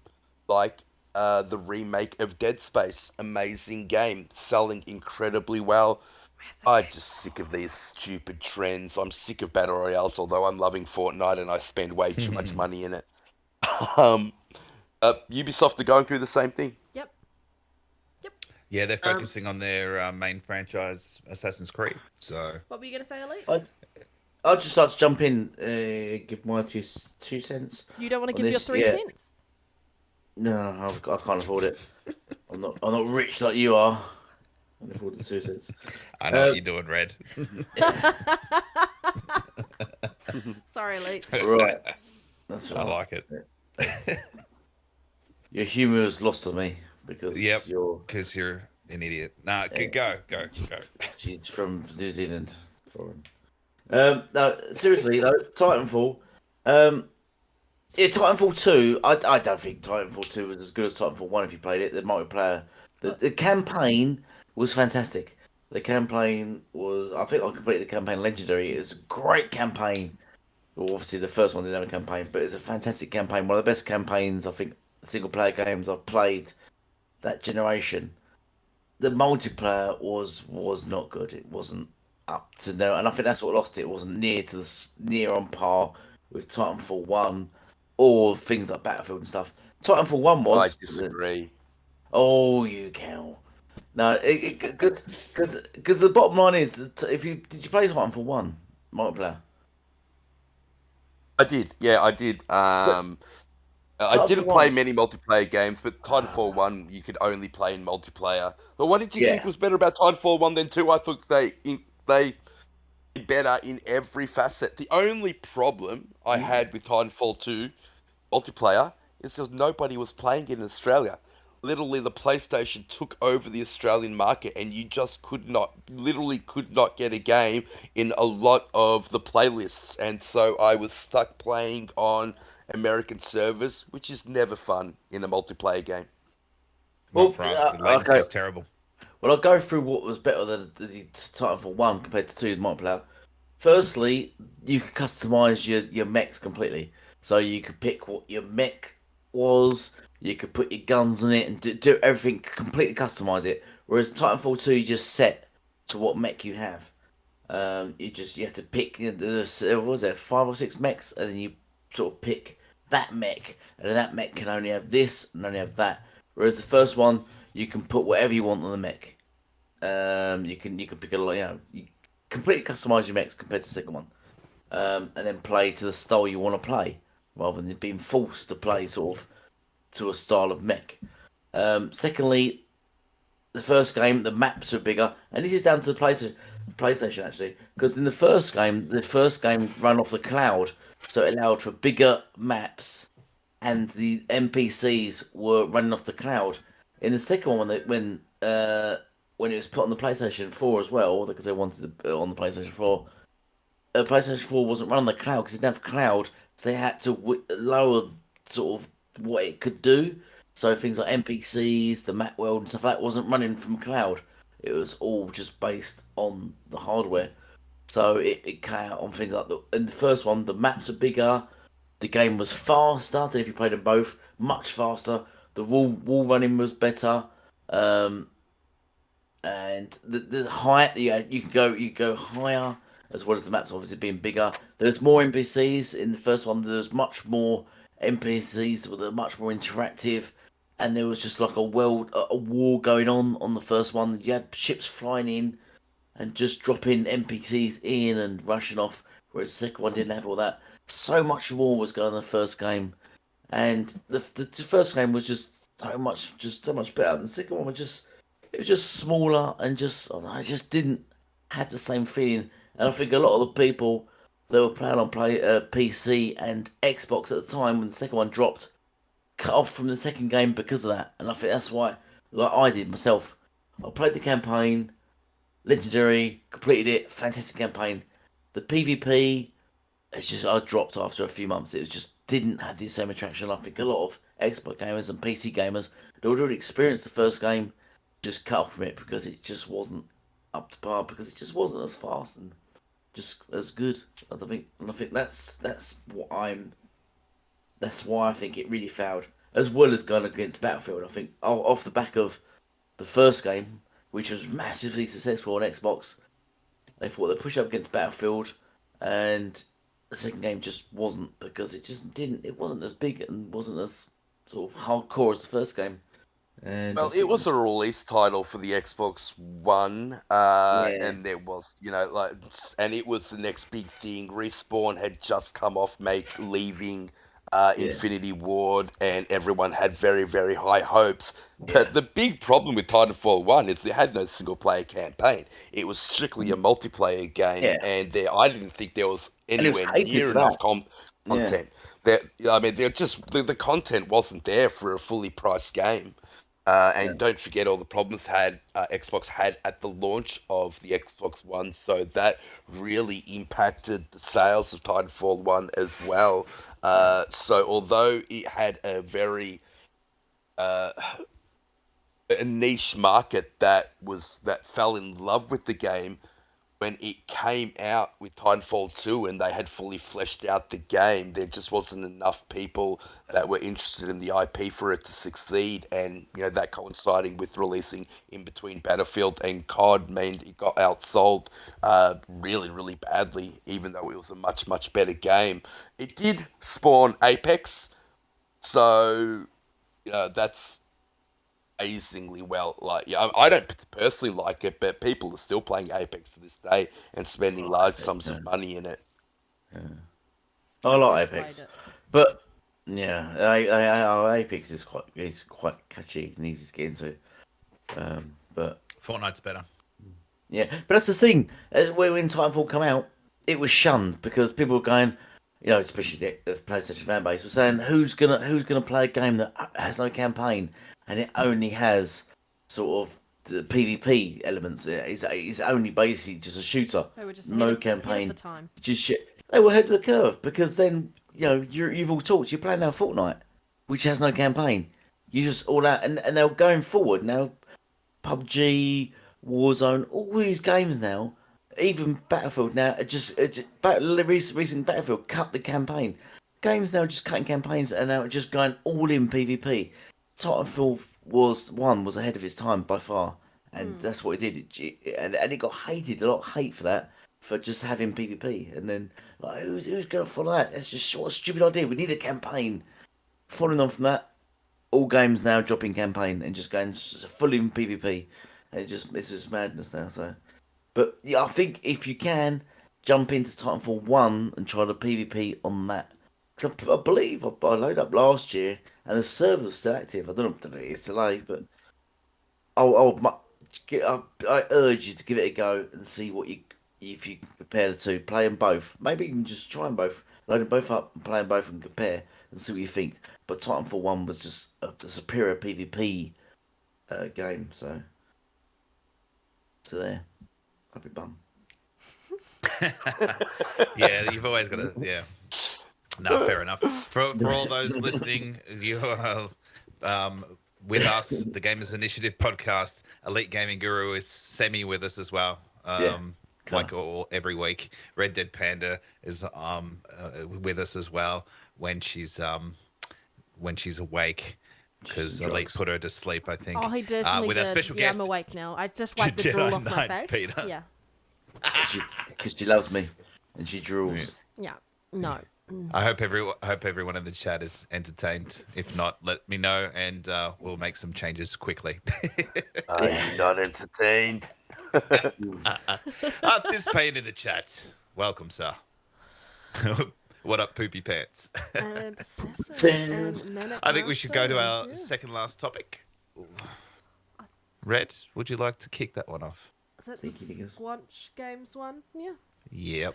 So basically, if you aren't aware, basically one of the co-creators of Rick and Morty and that has been under some controversy, but the actual people who do Squatch Games and made High on Life have kind of distanced themselves from him, basically. And I think that's great, because that means that the studio is going to stand alone by itself, and any titles that they make are also going to stand alone by itself.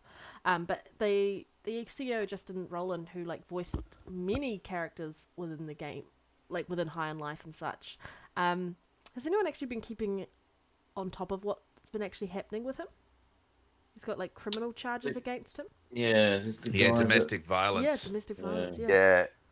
And not only domestic violence, he got charged with not kidnapping, but holding someone against their will or something like that. Yeah, false imprisonment. Yeah, and so he was charged all the way back in 2020. We're just hearing about it now. So yeah, because he's facing serious prison time over this. Yeah, and really I think that kind of puts a big sort of like shadow over Rick and Morty and the any IPs that come out from that, because of him being a co-creator of the whole show, whole kit and caboodle. But I'm glad that they have actually been able to distance themselves from him, and he's kind of stepped down away from everything, like his resignation is done around that, so they can continue on, and it hopefully won't overly impact that studio in future or any new IPs that they come create. But it's just I'm glad that this is actively kind of, this article is out and about. I don't know how to sentence today, apparently. I'm still tired after waking up from what Elite was saying, and like, I'm still very sleepy, so yeah. No, that's fair. I think the 11 watching are probably just asleep as well. Yeah. But they haven't clicked off, so yeah. It looks like we've got active users. Yeah, look, I don't know a hell of a lot about this. It was because the person who's filed it is, no one knows who it is at the moment. But according to NBC, they have a restraining order of 100 feet, which I don't know what that is in meters. If someone can let me know. But yeah, false imprisonment by menace, violence, fraud, or deceit. So it'd be interesting to see what comes from this. I saw something on Twitter of like a DM where he was going off his nut. So he does seem like he might be a little bit unhinged. So this could be they need to distance a legitimate themselves. thing. Yeah, because we don't want to. I don't want his crap tarnishing a good game or a good studio. So yeah. Yeah, and the studio. Look, Go, Jenna. Or did he just die? He just died. Just disappeared. Oh. Okay. Well, I'll continue then real quick. It's good that Squatch Games are going to continue. All the projects are going to continue without him. There's no point in one person tarnishing, what all others have put together. Yes, he might have been conceived these games and this Rick and Morty IP and done a lot with it. But, with that, there's still hundreds, if not thousands of other people that have also worked on these projects. So, and we do want to see a second High on Life or another game in that vein, because it was such a success and such a great game. I mean, and they can we always don't want get to see the other end of that just because of one person. They can always get other voice actors who could emulate his voice. Absolutely. Oh, absolutely. Pete, I know this might be. Look, I think this might be a little bit of a controversial take. But this was someone that is close to him, and it was his girlfriend, and he has been charged with felony charges, domestic battery, false imprisonment. But until somebody gets their day in court, they are innocent until proven guilty in the Western system. He has not been found guilty of anything at all. If he does go to court, has his day in court, is found guilty, then fair enough. Then you can, then everything that, is going to happen, then distance yourself, then remove him. But until that happens, until he has a chance to stand before his peers, stand before a jury, put his case forward, then nobody really knows what happened. And I feel that this is happening more and more with famous people, where they're just getting cancelled before they have their chance to have their day in court. And we know from prior experience that a lot of these stories are made up. A lot of them are made to get civil suits against these, well-known people. So, that's the way I feel about everything. I know it's controversial, but I will stand by that. I mean, that is what's meant to happen in our Western system. That's why we do have a justice system, and that's why innocent until proven guilty is so incredibly important.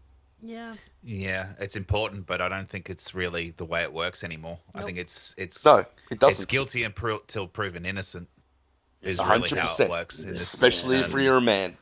Especially if you're a man. Well, in the States, and like I guess in most countries, it is innocent until proven guilty. But in the UK, you have to prove it's like you have to prove that you're innocent.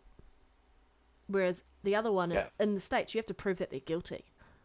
So it's completely different. I'd say it's worldwide now. I've not seen anything where it's I think no matter how you look at it, like it's better for them to kind of distance themselves now, to kind of make sure that anything that does happen doesn't negatively impact anyone's opinion of the studio being linked to him, and then wait to find out what actually happens. I couldn't disagree more. But like, wait to find out what happens, and then if nothing bad happens, like they show that it's incorrect. The mud sticks, Panda. The mud sticks, and it never goes away. But would you rather the studio be negatively impacted by it or not? Because those developers haven't done anything wrong in this respect. And again, you're right. He has to. We don't know if he's guilty or not. But in order to public perception, we see what is happening with Hogwarts around all of that stuff, right? And so it's like perception of people a are crazy, studio, and they're morons. So a better example is Disney with Johnny Depp.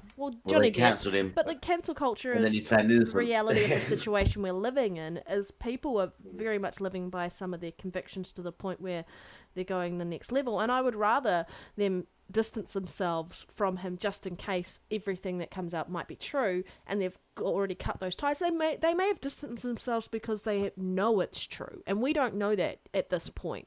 So I understand what you're saying. That's Pete. what I found interesting as well. These charges were laid forward in 2020, and it wasn't until now that they've distanced themselves. So that does suggest to me that there's more here. Come to light. The records are closed. They're not actually open to the public. They're all sealed. So nobody, I don't actually know why they've decided to distance themselves now rather than when the charges first came into effect 2 years ago. Maybe they know what's coming. Yeah, possibly, but I'm a big advocate of innocent until proven guilty. I think that, look, I get where you're coming from, Panda, and I get the whole Hogwarts thing. I understand that there's negative backlash, but I don't... Well, he resigned himself. I don't agree with He resigned himself, so he resigned probably to prevent public perception, but we never know. He was forced to resign.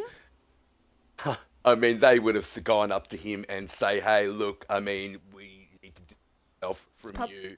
Could you just resign to make it look? Yes, it's public perception more than anything else. There's no way he would have done it under his own fruition. He is the creator of co-creator of Rick and Morty. He's the voice actor for both of the titular characters.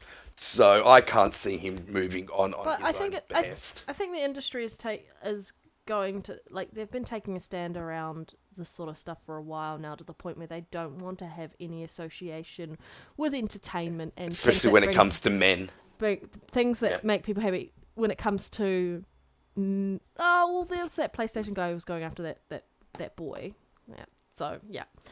This is Hollywood at the moment, and it stems from the Me Too movement. And although I believe that the Me Too movement has its roots in credibility, I think it's been pushed so far forward now that a lot of these charges are just trumped up charges. Like what happened to Johnny Depp. He was absolutely crucified in the public eye. He lost contracts to Pirates of the Caribbean and the Hogwarts but if you don't take franchise those charges as well. seriously, at every given moment, then what's the point? Well, this is what we need to push back against. You are innocent until proven guilty, and it's not the other way around. You That's need to have your day in court in that's front the of media's a fault jury though of your peers. for doing a lot of that. Exactly, and it's up to us. And we do have a voice, however small it may be. We do have a voice, and it's up to people that like us to push back against that narrative, to push back against the guilty until proven innocent narrative. It's to say, well, hang on, this guy hasn't had his day in court. Let's wait and see what happens. If he does actually get, convicted of the charges, then by all means, get rid of him. Distance yourself from him. But until that actually happens, then, he hasn't done anything wrong. I agree with both of what your points of view are, which is really good. I think from a slightly different angle in regards to these businesses, these franchises, they need to sort of distance themselves anyway, because whether if he is found guilty, let's just say, if that's becomes the case, then these IPs, these businesses that are working can continue to work and not get dragged down or shuttered or closed or something like that. So by the general public. Yeah, I mean, look, there's still going to be some They'll be people out there saying, "Oh, well, shareholders. They were related to this guy, so we're not going to buy their product." There'll still be people out there like that. Yeah. But I think that him not being associated with them will allow them to continue to thrive. And again, these are people's lives we're talking about here, that it's not just him. He's one person out of thousands. So my point of view on it is it's best for them to distance themselves at this point. He's going to get dragged through the mud in relation to this, with it going to court and such. So, it doesn't look perceptively good on companies that continuously say that stuff. So I get that whole side of it, and I also get what you're saying there, Pete, as well. It's political. Yeah, it is. At this point, it's all about maneuvering yourself to make sure that you don't get the worst end of the stick. Yeah. So, well, there's a good conversation around that, though. Elite, do you have anything else you want to throw in?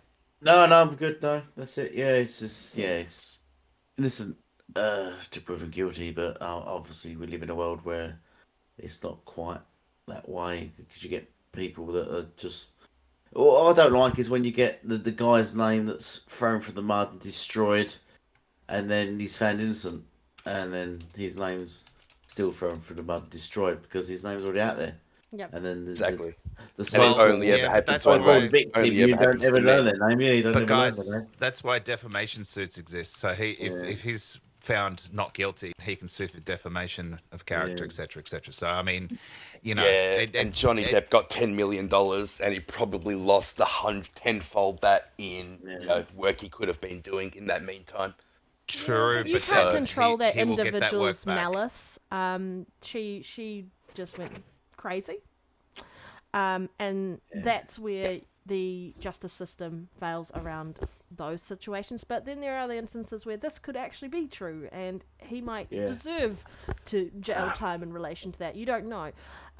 Again, how many times have we seen women making trumped up charges against men? How many times have we seen men get away with it? True. That's true so too. It's a balancing equation, and you either go all in or you do nothing about it, and that's where we're looking at in a situation. Well, and that's why you have to wait for between a jury appears. I get it with Squanch Games, because Squanch Games made their own game. They're their own developers. They just borrowed the IP. But in terms of something like Rick and Morty, where he's the co-creator, he is the voice of those characters, there would be no Rick and Morty without him. I think it's a little bit different. Yeah. I think the bottom line is you shouldn't just give anyone's names away or anyone's details away until there is some proven fact of the statements. But once it goes public, that's when people are going to jump on it. Yeah, it should. Media's another monster. It shouldn't even go to the media. It should just refrain from being public. It should be resolved somewhere. Names shouldn't be given. It shouldn't go to the media until a certain point. But it does. It goes straight to media, and these people will be destroyed regardless. It's all for clicks. Yeah. Yeah. We live in a click world now, where just people want to. The media don't care about your lives. They just want those clicks. You don't care. Prosecutor has offered him a deal. which suggests to me their case isn't very strong, depending on what that deal is. But they have offered him a deal. We don't know what the terms of that deal is. We don't know if it's like jail time. We don't know if what he has to do in terms of that deal. But generally, when the prosecution Money. does that, they don't have a very strong case. And the deal will be for money. Yeah. So yeah, look, it'll be interesting to see how that plays out. The deal I don't also think it's might be going to to- prevent it from going through a big, massive lawsuit and all that other stuff that's going to get dragged out of it as well. So True. yeah, it's just interesting. But yeah, Yeah, next awesome conversation, Panda. I really do I do take your point of view. I really, really do. And I understand where you guys are coming I from, but understand where you're I coming try and from push as back well. against that stuff. Yeah. Yeah. Yeah, it's catch-22. Like, you win or you lose it. Like, there's no. At the end of the day, no one's going to walk away unscathed from that situation. Yeah, and I think that kind of discussion is good because it's two points of view, and it's not a black and white cut off. Only one side's right, and it's a very grey area. Yeah. And both points of view are valid. So that was good conversation, guys. Nice one. Yeah. High five. Oh, God. And High five. then Elite just brings the quality of the show right down as usual. So, That's last topic. We're on last topic. Yep. Yes, we are, sir. Yeah. Oh, actually, yes, this is Yeah, the one this Red is the put in last the topic. chat. I think. Yep. Dude, let's let Red run with it then. Go Red. No, I didn't pop this in the chat. Who popped this in the chat? You? No? Was it me? Was it? Oh, it might have been, actually, to be honest. Okay. Well, if you are It was you, Panda. Oh, yeah, probably. But like Panda Xbox Game Pass business model doesn't seem to work, and they're talking about how Nintendo Switch Online does.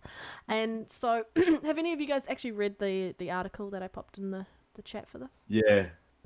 I did. Well, yeah. Elite, what are your thoughts on this? Because it's just based on market research. We'll see what you go with, eh? I knew you'd go for me. when Yeah, I well, you said said yes, so, sucker. I've got it open in front of my face right now. Yeah, they keep saying it's not a smell my sustainable cheese. long-term business model, and they're comparing it to what Nintendo Switch is doing online with their online services. But yeah, Elite thoughts. Well, how long's Game Pass been out, and how long have we heard it's not sustainable for? Since what, 2017? Yeah, I Something just like that. wonder at what point they're gonna go. Yeah, it's sustainable. Why? Yeah, why 6 years old are we still hearing it's not sustainable? But every other company, other companies following it and just copying it. I just don't get it. I don't get. Why do the media hate Xbox so much and Game Pass so much? Do you get that? Did anyone else get that impression, or was it just me? Absolutely. Yeah, Absolutely, because I can't. There is no logic behind this. Game Pass is sustainable. In other news, Nintendo are doing their own sustainable service, which is sustainable and it's amazing. It's incredible, best thing ever. I just don't get it. I don't know what to say on it really, other than because Well, I can add to it a It's little bit just- more. yeah, okay.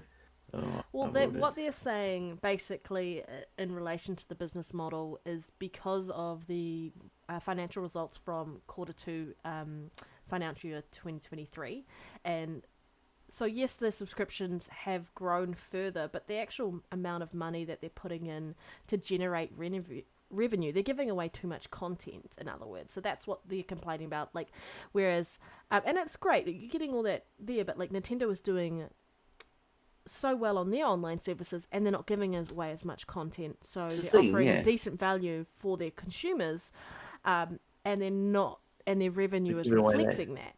And so that's what they're kind of talking about, like comparing subscribers numbers, not necessarily fair, considering that they do have different costs and prices across all three different companies, like Nintendo, PlayStation, and Xbox, have different costs for their subscription services and even their online services. It's just interesting that this keeps coming up and saying that it's not financially sustainable into the future. But again, we're still really at the infancy of Game Pass and cloud gaming, and the technology is starting to take over, and the population is obviously ballooning, so you're going to get a lot more gamers out of it as a result. But yeah, I think this article is ridiculously stupid and clickbaity as hell. But yeah. Yes, anyone else. so many statistics go into this that don't take into account. So yeah, so it's just ridiculous. It is clickbaity, and just wants to draw more attention to the reasons why we should all hate Xbox and Game Pass while supporting other subscription services. I don't know, it's annoying. Go on, Astro. Go on, you go. They're saying like users are happy to pay $60 per game plus for a little bit for crappy online system, and they're like, that's where it's at. Yeah, which is Yeah, right. well, they're contradicting themselves within each paragraph they're writing. They're saying the problem is that Game Pass business model doesn't appear to work. However, they don't go into any detail really explaining why, right? Which is the first red flag. But then it says that when you do the math, Game Pass is probably making 3 times the revenue of Switch Online, probably closer to PlayStation Plus. But they're saying, like Red mentioned, but they're probably giving a lot away to generate that. Now, that is, again, it's still so broad. They're not really explaining. There's no hard numbers, is my point. And that's my biggest problem with this. There's no hard numbers. Yeah, right. Now, again, I'm sure that since conception to launch in 2017 to now, they've probably changed a lot in the background on metrics and how they're generating cash, right? Revenue. And that'll probably continue to evolve as Game Pass evolves. But I'm sure that they know how much they're giving away, how much they're buying, contracts for. Hey, we want your game on our platform. How much is it going to cost? Okay, $100,000 for 6 months. Okay, cool. Whatever it is, right? Each deal's different, based on the game, based on the publisher, based on the development team, whatever. But they must be able to run the numbers. I mean, again, they're a part of Microsoft. What is their strongest suit is analytics. Okay, it doesn't always work out for them, TV, but generally they're good with their numbers. They must know the value of what they're spending to what they're making. When they say that they're making, it's profitable, I believe Phil when he says it's profitable. They generated over $3 billion last financial year or whatever it was. Now that needs to be higher, but they're still generating money. And so if it's profitable, it's profitable. They're just going to be working out on ways going forward on how to make it more profitable. So yeah, that's my thought on it. Unless you have hard numbers with actual statistics, with actual numbers on expenditure and cost, a P&L essentially, profit and loss statement, then you've got no grounds to stand on. Booyah, mic drop. Right. Nice. Who are DFC Intelligence? Why are they bringing this research up and they're not backing it up with any numbers? Some of the things they say are just stupid. The problem with the Game Pass is a business model does not appear to work. Okay, how? Comparing subscriber numbers is not necessarily fair because the services have significantly different prices. Okay, however, what is clear is how well Nintendo's subscription service works as an enhancement to the overall business model of selling hardware and software. Okay, doesn't Xbox do exactly the same thing? Yep. In contrast, Game Pass appears to be trying to be its own end where Xbox hardware sales are not important. Who said that? Who said that hardware sales aren't important? That's how you get people into the ecosystem. I get they're trying to branch out with PC and other ways of getting into Game Pass, but I mean, who said that hardware sales aren't important? And who said Game Pass isn't going to push hardware sales? I think it will push it incredibly well if it's marketed in the right way. And what does this matter? Why is there such negative connotations about it? If it's not making money, that means us as gamers, as consumers, are getting an incredibly good deal. Wouldn't that be a good thing? I just don't understand any of it. I think it's a whole lot of clickbait nonsense. If you ask me, I love Game Pass. I love the games I've tried, had the opportunity to play, which I would never have played in the meantime. It has got me to buy microtransactions. When I do come across a game that I feel I'm getting value for money from, I will spend money there because of the money I've saved elsewhere. I love everything about Game Pass. It's a fantastic service. The more it gets promoted, the better. Yeah. I'm just sick of Indeed. it. This article just goes to show that the level of reporting is sometimes absolutely trash. Like, you are 100% right. Trash. They don't put it's just rubbish. They don't put the any of their arguments, like, if you scrutinize their arguments, they don't actually have a follow-up statement to kind of prove why their initial statement was correct. There's nothing there to kind of prove their argument and go, yeah, this is why this is clearly not sustainable into the future. And for them to go, well, Nintendo's doing a great job. Nintendo has a lot of work to do in their own space. Yes, they're doing a great job, but their online system isn't amazing. And they're all doing their own variations of their own thing. And Nintendo's in their lane, PlayStation's in their lane, Xbox is in their lane, even PC's in their lane. And then sometimes you cross-play and such. But, like, for this statement, like, this is such a clickbaity article, and it's just freaking ridiculous that this is still a conversation point, even though it feels like it's been put to bed 1,000 times. Sean Layden made his comment, and then everyone came out and said stuff about that, and now that got put to the wayside because of PlayStation doing what they did with the rebranding of the PS Plus service with PS Now and such integrated into it. It just makes me laugh. This type of article is stupid and doesn't need to be there, and I just thought it'd be funny to pop it in because I think it's ridiculous. Like, there's no evidence to support that this is not going to be sustainable long term. They're making inroads to make it sustainable long term, and I believe you as well, Ashtray, in regards to what Phil says. It is making money. Well, I mean, he can't lie about it. I mean, even if it's only making $1 profit, it's making money, right? Yep. As stupid as that is, but he can't lie. It's shareholders and stuff, and they get to see the breakdown on all this sort of thing. So you can't just say it's profitable and then it comes out in the next quarter's earnings that it's failing and it's not making any money and it's actually hemorrhaging and stuff. It just doesn't work that way. But to the point though, they've got to keep feeding the machine. They've got to keep feeding it with games, and they're doing that with all these acquisitions. Whether it gets to a point where it's running so much that they've just got to keep feeding it, and then it becomes ridiculously difficult to do, I don't know. Maybe they do know that, looking at statistics and analytics, but until that happens, no one's really got a leg to stand on in terms of it being profitable or not, because if they say it is, we're all getting the value out of it. Yeah, and it's nothing but a good thing at this point in time. A price hike for Game Pass at some point coming along the line. Absolutely.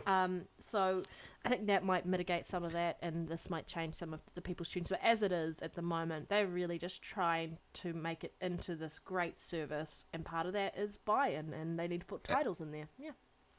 And Red, they'll do that when they announce the family plan at some point in time. That's when they'll start to shift those prices. And that's when I think they'll start to really shift people off gold.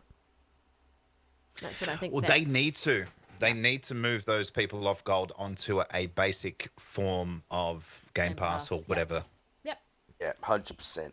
Yeah, gold's a joke anyway. Why not do it? It really is. It's a joke of a service now. The games that I haven't even played any of the games that have been on there. They've been that bad.